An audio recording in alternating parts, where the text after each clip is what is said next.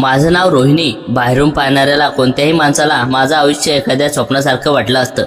शहरातल्या एका अत्यंत शांत आणि उच्चप्रभू ग्रीन व्हॅली परिसरात आमचा एक भव्य दुमजली व्हिला होता. दारासमोर उभा असलेल्या महागड्या गाड्या, घरात काम करायला नोकर चाकर आणि सोबतीला श्रीमंतीची सर्व साधनं. पण या सगळ्या चमचमणाऱ्या दुनियेमागे एक प्रचंड शांतता आणि जीवघेणा एकटेपणा लपलेला होता. माझा नवरा विक्रम शहरातल्या खूप मोठ्या अत्यंत यशस्वी रिअल इस्टेट डेव्हलपर. तो जितका त्याच्या कामात हुशार आणि महत्त्वाकांक्षी होता, तितकाच तो कुटुंबाच्या आयुष्यातील माझ्यापासून दुरावला होता. सकाळी लवकर सुरू होणाऱ्या त्याच्या मीटिंग्स, परराज्यातील बिझनेस टूर्स आणि रात्रीचे लेट नाईट पार्ट्या, या सगळ्या धावपळीत त्याच्या आयुष्यात मी कुठेतरी खूप मागे पडले होते. सकाळी तो निघून गेला की दिवसभर त्याला भल्या मोठ्या घरात मी अगदी एकटी असायचे.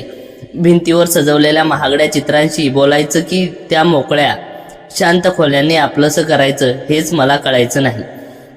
विक्रम श्रीमंतीमुळे आणि ओळखीमुळे आमच्या घरी पाहुण्यांचा आणि त्याच्या मित्रांचा कायम उठबस असायची. आमचा व्हिला खूप मोठा असल्यामुळे विकेंड आला की विक्रमचे मित्र नेहमी आमच्याकडेच जमून पार्ट्या करायचे. त्या पार्ट्यामध्ये मोठ्या मोठ्या गप्पा, महागडी दारू आणि जोरात चालणारे संगीत असायचं. मी एका आदर्श गृहिणी म्हणून त्या सगळ्या पाहुण्यांचे आवराआवर करायचे, स्नॅक्स वाढायचे आणि बाजूला होऊन शांतपणे पाहत राहायचे. त्या गदारोळातही मी स्वतःला खूप एकटं अनुभवायचे. पण विक्रमच्या त्या सर्व श्रीमंतामध्ये एक माणूस असा होता जो या गर्दीपेक्षा पूर्णपणे वेगळा वाटायचा. रोहन हा विक्रमचा कॉलेजच्या दिवसापासून जुना मित्र आणि त्याच्या कंपनीत मुख्य बिझनेस पार्टनर होता.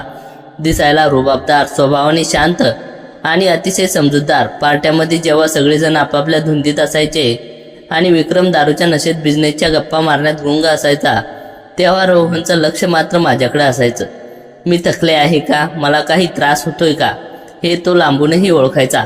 एकदा शनिवारी रात्री नेहमीप्रमाणे विक्रम मित्रासोबत गप्पा मारण्यात व्यस्त होता. मी किचनमध्ये सर्वांसाठी ड्रिंक्स आणि स्नॅक तयार करत होते. अचानक रोहन हातात रिकामा ग्लास घेऊन किचनमध्ये आला.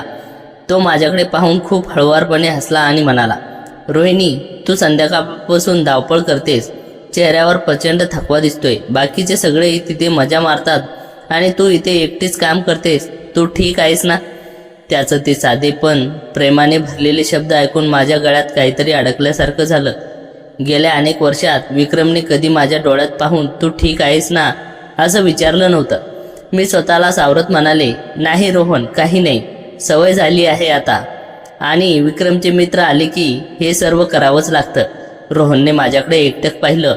त्याच्या डोळ्यात मला सहानुभूती आणि वेगळीच आपुलकी दिसली. तो अत्यंत हळू आवाजात म्हणाला, तुला एकटेपणाची सवय झाली आहे. हीच खरी शोकांतिका आहे रोहिणी. विक्रम खूप सुदैवी आहे की त्याला तुझ्यासारखा जीवनसाथी मिळाली. पण मला कधी कधी वाटतं तो तुझ्या भावनांना आणि तुझी अजिबात किंमत करत नाही. रोहनने हे शब्द थेट माझ्या हृदयाला जाऊन भिडले, कारण ते पूर्णपणे सत्य होते. मी काहीच बोलू शकले नाही, फक्त मान खाली घालून उभी राहिले. रोहनने हळूच माझा हात हातामध्ये घेतला आणि थोडा दाबला.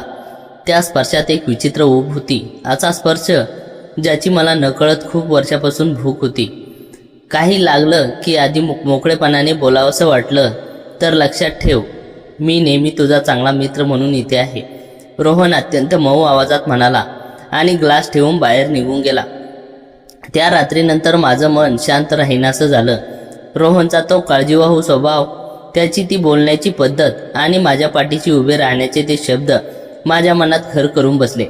मी विक्रमची पत्नी होते, एका चांगल्या घरातील स्त्री होते, त्यामुळे मी स्वतःच्या भावनांवर नियंत्रण ठेवण्याचा खूप प्रयत्न केला.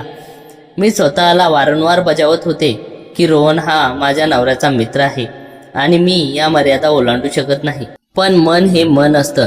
जेव्हा तुम्हाला एका मोठ्या घरात प्रचंड एकटेपणा गिळायला येत असतो, तेव्हा कुणीतरी दाखवलेली छोटीशी सहानुभूती खूप मोठी वाटू लागते. हळूहळू रोहनचा आमच्या घरी येणं जाणं अधिक वाढलं. विक्रम घरी नसतानाही तो कधी बिझनेसच्या महत्त्वाच्या फाईलच्या निमित्ताने यायचा. त्याच्याशी होणाऱ्या त्या छोट्या मोठ्या गप्पा आणि त्याचा माझ्याकडे पाहण्याचा विशेष दृष्टिकोन, या सगळ्यामध्ये माझ्या मनात रोहनबद्दल एक सुप्त पण तीव्र आकर्षण निर्माण होऊ लागलं होतं. मला अजिबात कल्पना नव्हती की या आकर्षणाच्या आणि माझ्या एकटेपणाच्या आड रोहनच्या मनात एक खूप मोठा कट शिजत होता आणि येणारा काळ माझ्या संपूर्ण आयुष्याला एक भयंकर वादळात ढकलणार होता. दिवस हळूहळू पुढे जात होते, पण माझ्या मनातील घालमेल वाढू लागली होती. रोहनबद्दल वाटणारं आकर्षण आणि विक्रमसोबतच्या नात्यातील पोकळी या दोघांमध्ये मी रोज स्वतःशीच युद्ध लढत होते. पण त्या दिवशी असं काही घडणार होतं याची मी स्वप्नातही कल्पना केली नव्हती. तो विकेंडचा दिवस होता. नेहमीप्रमाणे विक्रमने घरीच एक छोटीशी मीटिंग व पार्टी ठेवली होती. पण यावेळेस पार्टीत जास्त लोक नव्हते, फक्त विक्रम आणि रोहन दोघेच होते. संध्याकाळपासून दोघे हॉलमध्ये बसून ड्रिंक्स घेत होते. विक्रम एका नवीन टाउनशिप प्रोजेक्टच्या डीलमुळे खूप खुश झाला होता आणि त्यात उत्साहात तो नेहमीपेक्षा जास्त पिऊ लागला होता. मी किचनमध्ये त्याच्यासाठी स्टार्टर्स बनवत होते. मध्येच टेबलवर प्लेट्स ठेवायला हॉलमध्ये गेले तेव्हा मी पाहिलं रोहन विक्रमच्या ग्लासमध्ये सतत दारू ओतत होता. कम ऑन विक्रम, एवढ्या मोठ्या डीलची फायनल साईन झाली आहे, आज एक पॅक तर अजून बनतोच, रोहन विक्रमला आग्रह करत म्हणाला. विक्रम आधीच नशेत होता, पण रोहनच्या आग्रहाखातर तो एकापाठोपाठ एक घोट घेत गेला. विक्रमची बिघडणारी स्थिती पाहून मी काळजीपोटी रोहनला हळूच म्हणाले, रोहन, आता विक्रमला अजून देऊ नकोस, त्यांना आधीच खूप चढली आहे, तब्येत बिघडेल त्यांची. रोहनने माझ्याकडे पाहिले. त्याच्या चेहऱ्यावर एक वेगळंच गूढ हास्य होतं. तो अतिशय हळू आवाजात म्हणाला, तू काळजी करू नकोस रोहिणी, मी आहे ना सांभाळायला. रात्री जवळजवळ 12 वाजले होते. विक्रम पूर्णपणे बेधुंद झाला होता. तो सोफ्यावर आडवा झाला आणि काही वेळातच त्याला गाढ झोप लागली. तो इतका नशेत होता की त्याला आजूबाजूला काय चाललंय याचं काहीच भान नव्हतं. रोहनने विक्रमला सावरून उठवलं, त्याचा हात आपल्या खांद्यावर घेतला आणि त्याला बेडरूममध्ये नेऊन बेडवर झोपवलं. त्याचे शूज काढले आणि अंगावर पांघरून घातलं. विक्रम अजिबात हालचाल करण्याच्या स्थितीत नव्हता. आम्ही दोघे बेडरूमच्या बाहेर आलो. हॉलमध्ये पूर्ण शांतता पसरली होती. मी सुटकेचा श्वास घेतला आणि रोहनकडे पाहून म्हणाले, थँक्यू रोहन, तू होतास म्हणून बरं झालं. विक्रमने आज खूप अति केली, मला एकटीला याला सांभाळणं कठीण गेलं असतं. रोहन काही बोलला नाही. तो फक्त माझ्याकडे पाहत राहिला. त्याच्या डोळ्यात नेहमी दिसणारी ती साधीसुधी सहानुभूती आज नव्हती. तिथे एक वेगळी तीव्र चमक आणि एक विचित्र आवेश दिसत होता. तो हळूहळू माझ्या दिशेने पावलं टाकू लागला. रोहन, काय करतोस तू? मी थोडा घाबरून मागे सरकले, पण तो थांबला नाही. तो अगदी माझ्या जवळ आला. माझ्या आणि त्याच्यातील अगदी काही इंचाचं अंतर उरलं होतं. माझ्या छातीतली धडधड प्रचंड वाढली होती. रोहिणी, त्याचा आवाज खूप खोल आणि थरथरणारा होता. विक्रम तुझा नवरा आहे, पण तो तुझ्या लायक नाही. तो यात श्रीमंतीच्या आणि दारूच्या धुंदीत एवढा आंधळा झालाय की त्याला तुझ्यासारखी सुंदर आणि संवेदनशील स्त्री समोर असूनही दिसत नाही. तू त्याच्यासोबत सुखी नाहीस, हे मला चांगलं ठाऊक आहे. त्याच्याशी या शब्दांनी माझ्या मनातल्या सुप्त भावनांना अचानक जागं केलं. वर्षानुवर्षे विक्रमकडून मिळालेली दुर्लक्षितता आणि रोहनकडून मिळणारी काळजी या सगळ्यांची सरमिसळ झाली होती. रोहनने हळूच माझा हात धरला. त्याच्या हाताचा स्पर्श खूप उष्ण होता. आजची रात्र फक्त आपली आहे रोहिणी. मला तुझी ती काळजी घ्यायची आहे जी विक्रम कधीच घेऊ शकला नाही. माझ्या मनात एक भयंकर द्वंद्व सुरू झालं होतं. एक मन सांगत होतं की हे चुकीचं आहे, मी एका माणसाची पत्नी आहे, मर्यादा ओलांडणं पाप आहे. पण दुसरं मन, जे वर्षानुवर्ष प्रेमासाठी, स्पर्शासाठी आणि आपुलकीसाठी भुकेलं होतं, ते रोहनच्या त्या हळूवार बोलण्यापुढे कमजोर पडत होतं. रोहनने मला जवळ ओढलं. त्या रात्री रोहन माझ्यासोबत बेडरूमच्या लिव्हिंग एरियामध्येच थांबला. त्याच्या सहवासात, त्याच्या मिठीत मला एक असा भावनिक आधार वाटला ज्याची मी कित्येक वर्षापासून वाट पाहत होते. त्याने मला त्या रात्री असा भावनिक आणि जवळीक अनुभव दिला ज्याने माझं मन पूर्णपणे ढवळून निघालं. पण रात्र जशी संपत आली तशी तशी माझ्या मनात एक भयंकर भीतीची आणि गुन्ह्याची जाणीव जागी झाली. शेजारच्या खोलीत माझा नवरा बेधुंद झोपलेला होता आणि इथे बाहेर मी त्याच्या मित्राच्या इतके जवळ आले होते. सकाळच्या कोवळ्या प्रकाशात जेव्हा रोहनने माझ्याकडे पाहिलं तेव्हा मला वाटलं की आपल्या नात्याची एक नवी सुरुवात आहे. पण मला कुठे माहीत होतं की ही रात्र माझ्या आयुष्यातील एका मोठ्या कट कारस्थानी फक्त सुरुवात होती. सकाळचे कोवळे ऊन खिडकीतून आत येत होते. माझी नजर उघडली तेव्हा डोक्यात विचारांचं प्रचंड काकूर माजलं होतं. काल रात्री जे काही घडलं ते आठवून माझी मान लाजेने आणि पश्चातापाने खाली झुकत होती. मी एका बाजूला विक्रमच्या विश्वासाला झालेला चुरडा पाहत होते तर दुसऱ्या बाजूने रोहनबद्दल वाटणाऱ्या भावनिक आकर्षणाच्या जाळ्यात अडकले होते. मी घाईघाईने उठले. लिव्हिंग एरियात पाहिले तर रोहन निघून गेला होता. टेबलवर फक्त दारूचे रिकामे ग्लास आणि काल रात्रीच्या खुणा उरल्या होत्या. काही वेळाने विक्रम बेडरूममधून बाहेर आला. त्याचे डोके प्रचंड दुखत होतं.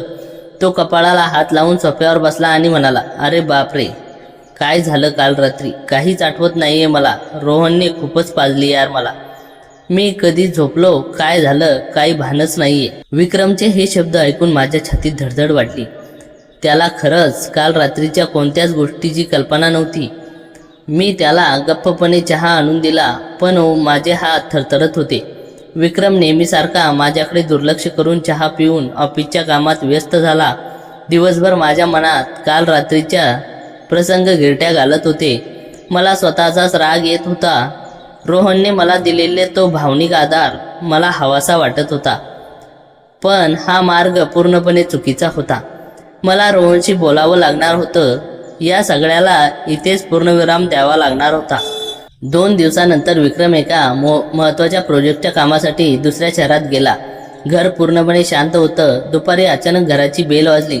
मी दरवाजा उघडला तर समोर रोहन उभा होता. त्याच्या हातात काही फायली होत्या. त्याला पाहताच माझ्या हृदयाची गती वाढली. मी त्याला आत घेतले आणि दार बंद केले. रोहन, तू इथे? विक्रम कामासाठी शहराबाहेर गेला आहे, मी थोडे अडखळत म्हणाले. रोहनने खिडकी पडदे सरकवले आणि सोफ्यावर टेकून बसला. तो अत्यंत सहज हसला आणि म्हणाला, मला माहीत आहे रोहिणी, विक्रम बाहेर गेला आहे, म्हणूनच मी आलोय तुझ्याशी बोलायला. मी त्याच्या समोर उभी राहिले आणि धाडस एकवटून म्हणाले, रोहन, काल रात्री जे घडलं ते खूप चुकीचं होतं. मी एका क्षणाच्या मोहात आणि भावनिक प्रवाहात वाहून गेले होते. पण आपण हे असं पुढे चालू ठेवू शकत नाही. मी विक्रमची पत्नी आहे. कृपया तू पुन्हा असं काही करण्याचा प्रयत्न करू नकोस. माझे हे शब्द ऐकून रोहनच्या चेहऱ्यावरचा तो हळुवारपणा एका क्षणात गायब झाला. त्याच्या जागी एक क्रूर आणि मुजोर हास्य उमटले.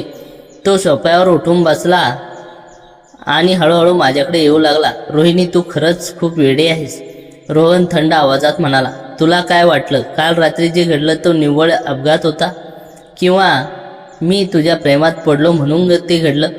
त्याचे हे शब्द ऐकून मला धक्का बसला. मी चक्रावून त्याच्याकडे पाहिलं. म्हणजे तुला काय म्हणायचं आहे?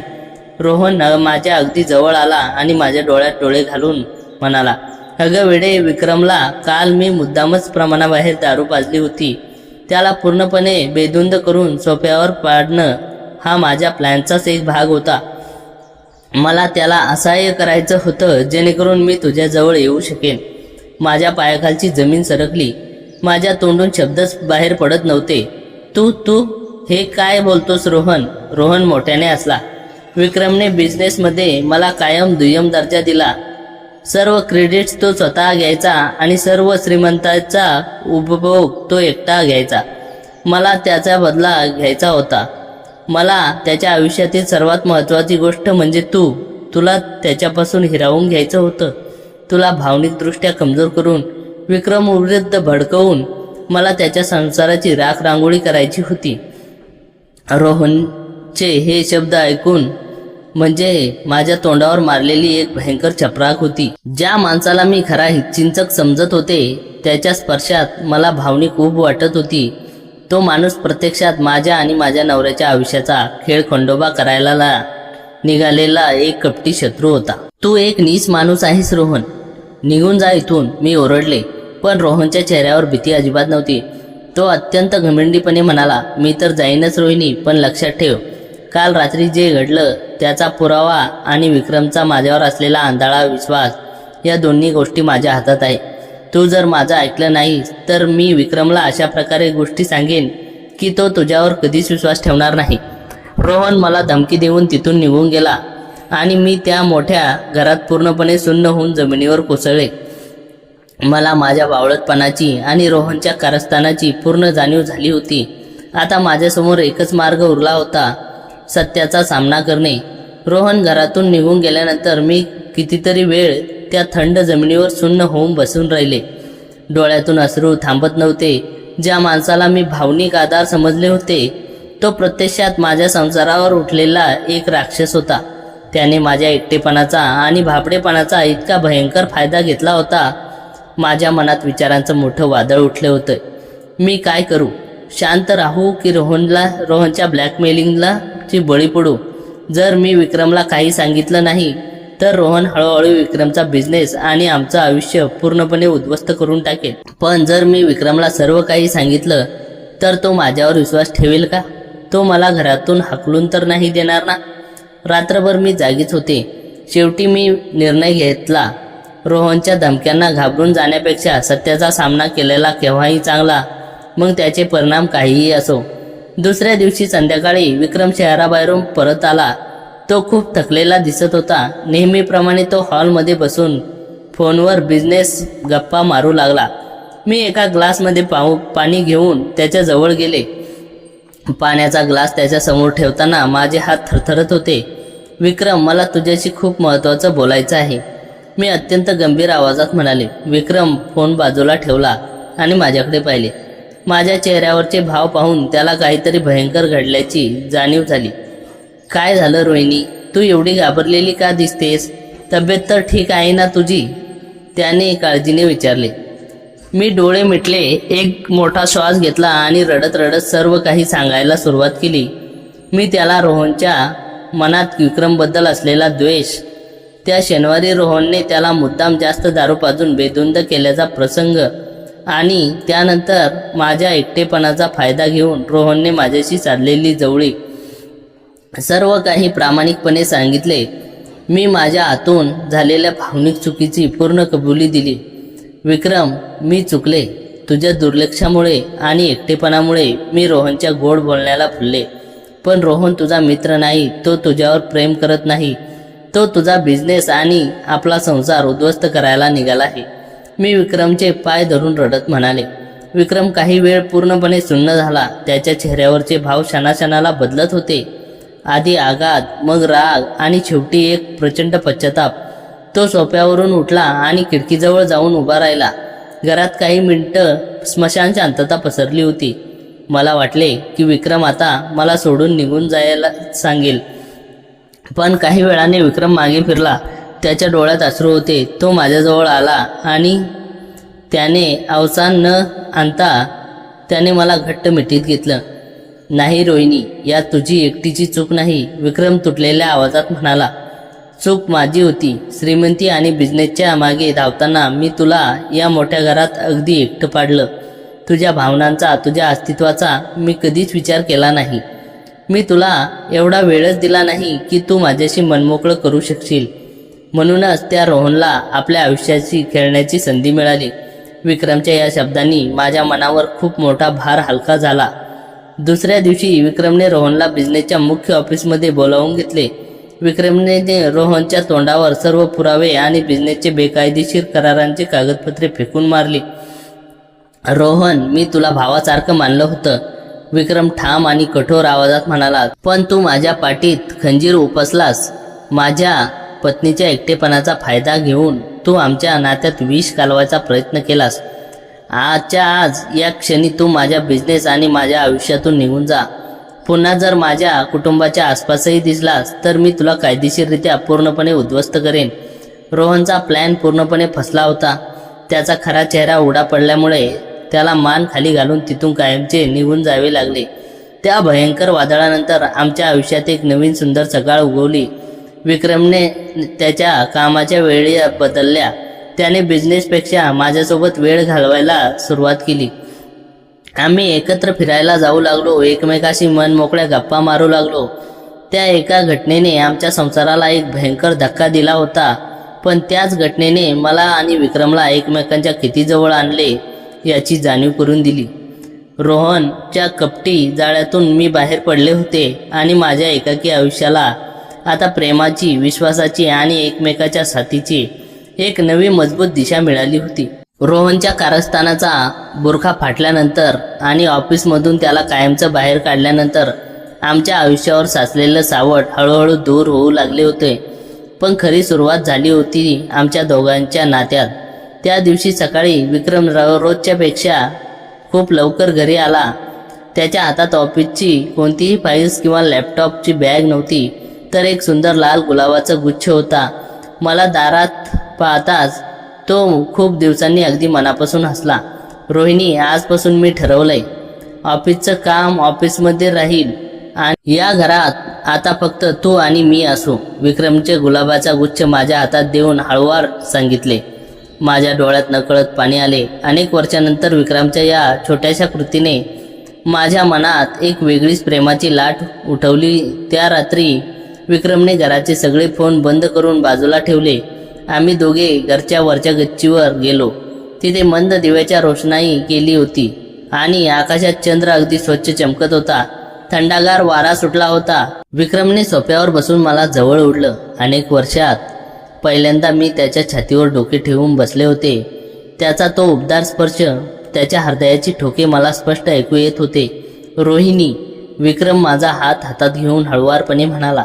मी श्रीमंत मिळवण्याच्या आणि पैशाच्या मागे धावण्याच्या शर्यतीत इतका हरवून गेलो होतो की माझ्या आयुष्यातील सर्वात अमूल्य रत्न म्हणजे तुलाच विसरून गेलो होतो. मला माफ कर ग. मी तुला कधी वेळ, कधी आपुलकी आणि प्रेम देऊ शकलो नाही, ज्याची तू हकदार होतीस. मी त्यांच्या ओठावर हळूच हात ठेवला आणि म्हणाले, विक्रम, आता भूतकाळाविषयी काही बोलू नका. जो क्षण निघून गेला तो गेला. पण आज मला असं वाटतंय की आपलं नवीन लग्न झालंय आणि आपण पुन्हा एकत्र येतोय. विक्रमने माझ्या डोळ्यात पाहत माझा हात बाजूला केला. त्याच्या डोळ्यात माझ्याबद्दल प्रचंड आदर आणि प्रेम दिसत होते. त्याने हळूच माझे दोन्ही गोल चेहरे आपल्या हातात घेतले आणि माझ्या कपाळावर एक दीर्घ प्रेमळ चुंबन घेतलं. त्या एका स्पर्शात माझ्या मनातील सर्व जुन्या जखमा, तो एकटेपणा आणि भीती एका क्षणात वाहून गेली. त्यानंतरच्या दिवसात विक्रमने स्वतःच्या मध्ये पूर्णपणे बदल घडवून आणला. आम्ही दोघांनी रोज संध्याकाळी शहराच्या शांत निसर्गरम्य ठिकाणी फिरायला जाणे सुरू केले. सोबत घालवलेला प्रत्येक क्षण आमच्यातील अंतर कमी करत होता.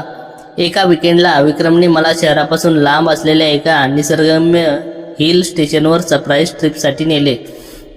तिथे एका सुंदर लाकडी कॉटेजमध्ये आमची राहण्याची व्यवस्था होती. सभोवतालचे हिरवेगार डोंगर, धुक्याची चादर आणि फक्त आम्हा दोघांचा सहवास. संध्याकाळी कॉटेजच्या बाल्कनीत बसून आम्ही एकत्र चहा पित होतो. पाऊस मंद सुरू होता. विक्रमने मागे येऊन मला आपल्या दोन्ही बाहूंमध्ये वेढलं.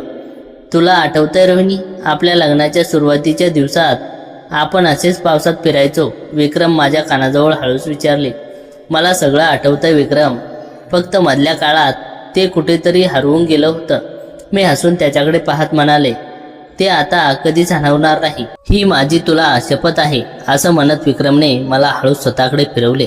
त्याच्या डोळ्यातील ती प्रेम ओढ पाहून माझं मन पुन्हा एकदा त्याच्या प्रेमात पडलं. त्या रात्री पावसाची रिमझिम आवाजात आणि कॉटेजमधील त्या उबदार वातावरणात आम्ही दोघे भावनिक आणि शारीरिकदृष्ट्या पूर्णपणे एक झालो.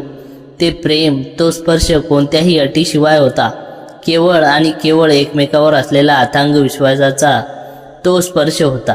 आता ते मोठे काचेचे घर मला अजिबात घाबरवत नव्हते, कारण आता त्या भिंतीमध्ये एकटेपणाचा शांतता पसरलेली नव्हती, तर विक्रमचे हसणे, त्याच्या प्रेमाच्या गप्पा आणि आमच्या नात्याचा गंध भरून राहिला होता.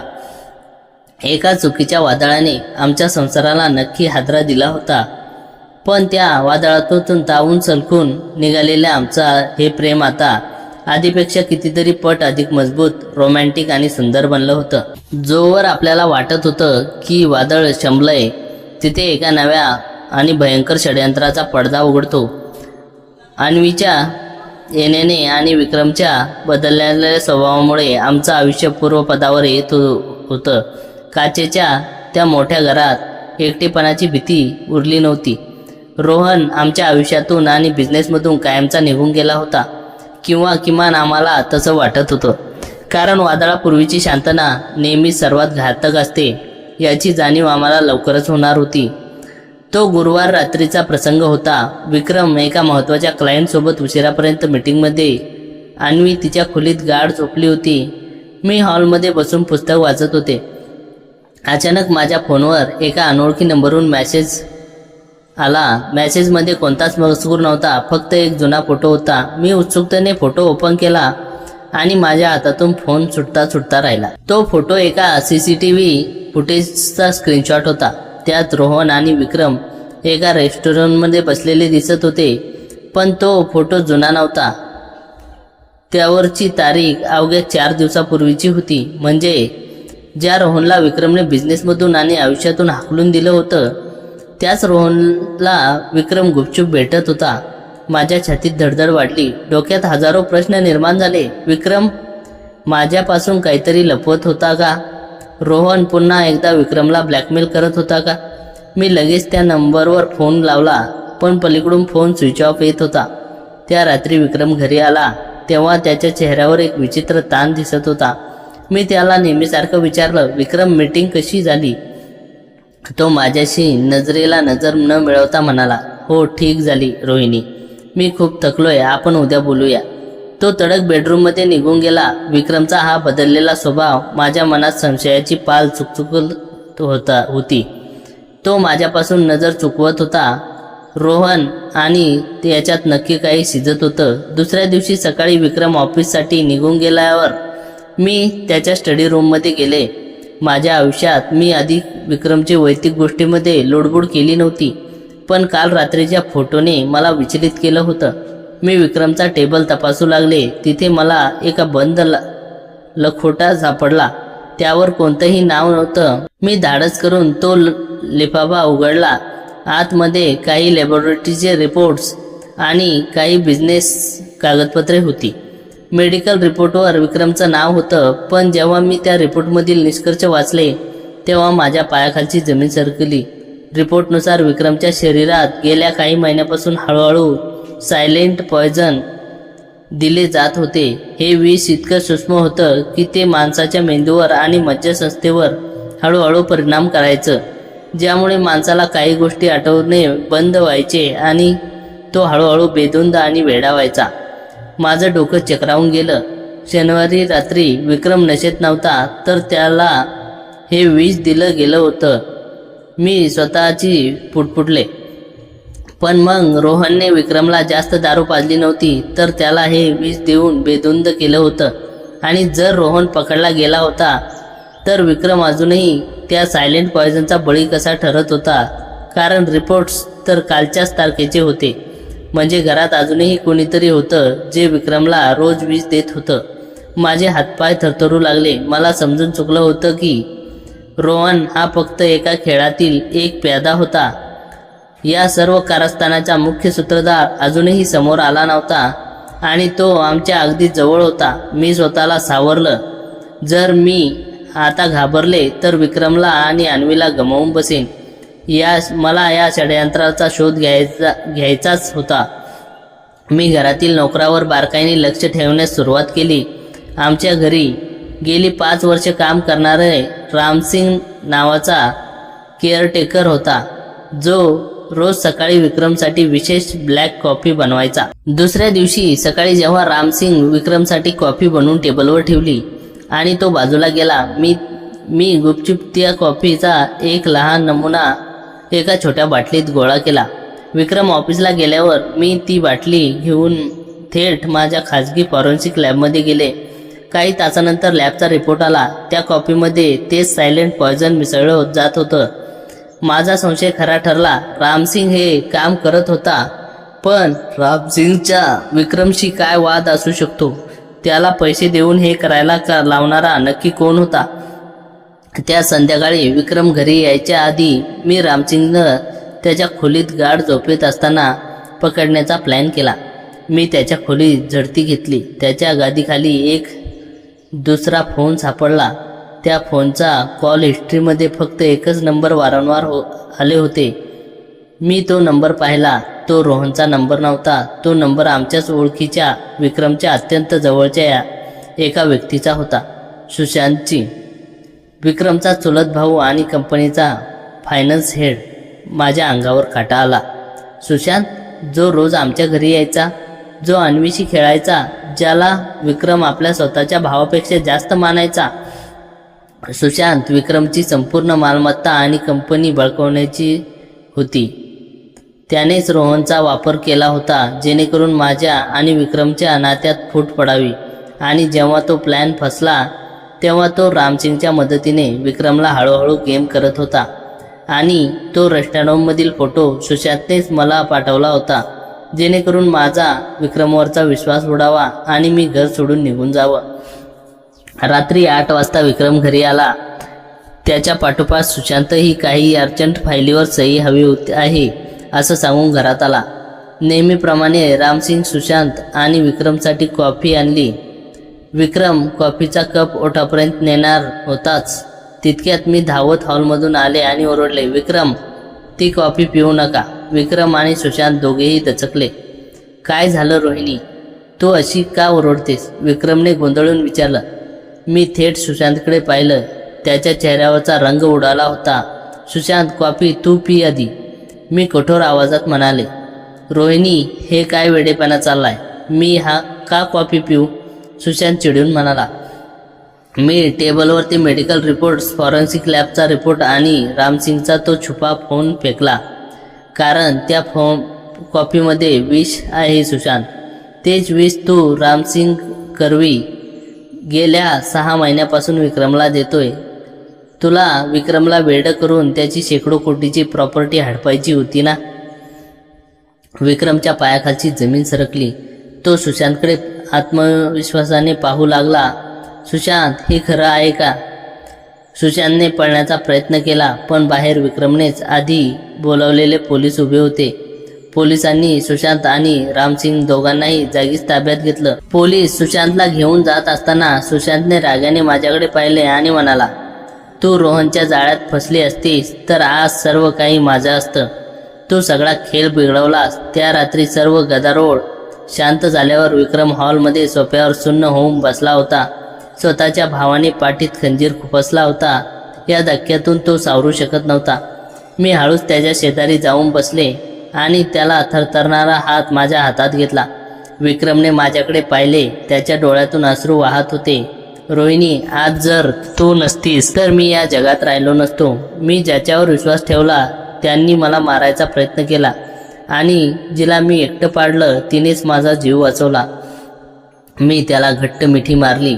विक्रम, नात्यात संशय आणि कपट कितीही आलं तरी जर सत्य आणि प्रेम सोबत असेल तर प्रत्येक षड्यंत्र उद्ध्वस्त होतं.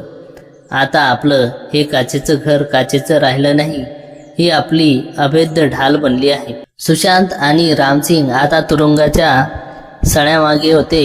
ते भयंकर सस्पेन्स आणि सावट आता कायमचं संपलं होतं. आणि त्या रात्री सर्व धोक्यातून तावून सलखून निघालेलं आमचं कुटुंब खऱ्या अर्थाने सुरक्षित आणि एकत्र आलं होतं.